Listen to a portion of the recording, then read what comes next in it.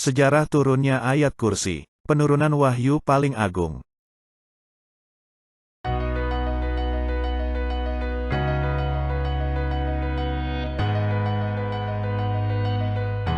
Saitan dan iblis ketakutan ketika malaikat Jibril dan bersama 70.000 malaikat turun membawa ayatul kursi.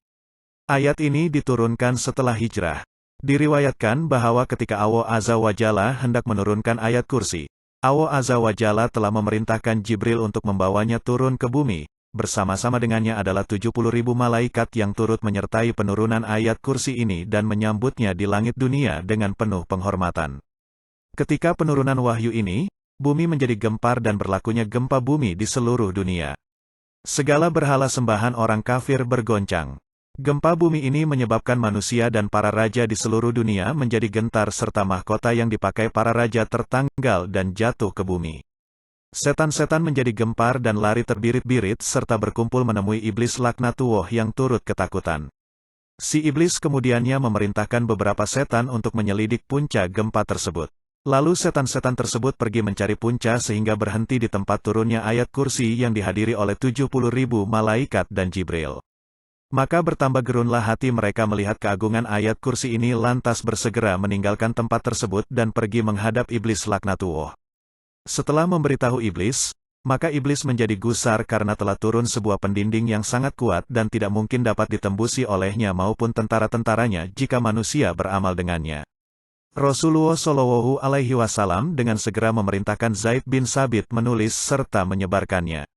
Sesiapa yang membaca ayat kursi dengan khusyuk setiap kali selepas sembahyang fardu, setiap pagi dan petang, setiap kali keluar masuk rumah atau hendak musafir, insya Allah akan terpeliharalah dirinya dari godaan setan, kejahatan manusia, binatang buas yang akan memudaratkan dirinya bahkan keluarga, anak-anak, harta bendanya juga akan terpelihara dengan izin Allah Subhanahu wa Ta'ala.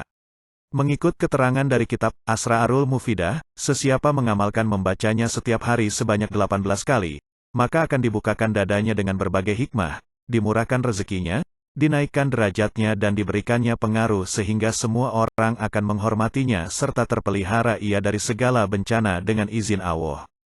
Syekh Abu Abbas ada menerangkan, siapa yang membacanya sebanyak 50 kali lalu ditiupkannya pada air hujan kemudian diminumnya, insya Allah akan mencerdaskan akal pikirannya. Fadilat ayat Al-Kursi mengikut hadis-hadis Rasulullah Shallallahu Alaihi Wasallam bersabda bermaksud, sesiapa pulang ke rumahnya serta membaca ayat kursi, Allah hilangkan segala kefakiran di depan matanya. Sabda baginda lagi, umatku yang membaca ayat kursi 12 kali pada pagi Jumat, kemudian berwudu dan sembahyang sunnah 2 rakaat, Allah memeliharanya daripada kejahatan syaitan dan kejahatan pembesar. Orang yang selalu membaca ayat kursi dicintai dan dipelihara Allah sebagaimana dia memelihara Nabi Muhammad. Mereka yang beramal dengan bacaan ayat kursi akan mendapat pertolongan serta perlindungan Allah daripada gangguan serta hasutan setan. Pengamal ayat kursi juga, dengan izin Allah, akan terhindar daripada pencerobohan pencuri. Ayat kursi menjadi benteng yang kuat menyekat pencuri daripada memasuki rumah. Mengamalkan bacaan ayat kursi juga akan memberikan keselamatan ketika dalam perjalanannya. Amalkan membaca ayat kursi sebelum dan semasa perjalanan. Ayat kursi yang dibaca dengan penuh khusyuk, insya Allah, boleh menyebabkan syaitan dan jin terbakar.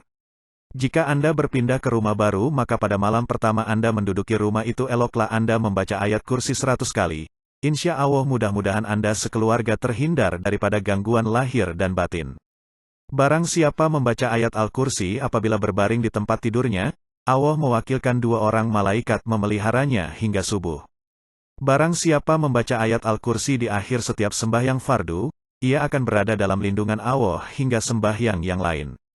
Barang siapa membaca ayat kursi di akhir tiap sembahyang, tidak ada perantara akan dia daripada masuk surga kecuali maut, dan barang siapa membacanya ketika hendak tidur, Allah memelihara akan dia ke atas rumahnya, rumah saudaranya dan ahli rumah-rumah di sekitarnya. Barang siapa membaca ayat kursi di akhir tiap-tiap sembahyang fardu, Allah menganugerahkan dia hati-hati orang yang bersyukur, perbuatan-perbuatan orang yang benar, pahala nabi-nabi, juga Allah melimpahkan padanya rahmat. Barang siapa membaca ayat kursi sebelum keluar rumahnya, maka Allah mengutuskan 70.000 malaikat kepadanya, mereka semua memohon keampunan dan mendoakan baginya. Barang siapa membaca ayat kursi di akhir sembahyang, Allah Azza wa Jalla akan mengendalikan pengambilan ruhnya dan ia adalah seperti orang yang berperang bersama Nabi Allah sehingga mati syahid.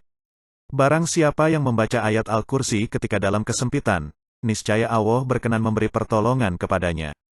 Amin ya robbal alamin.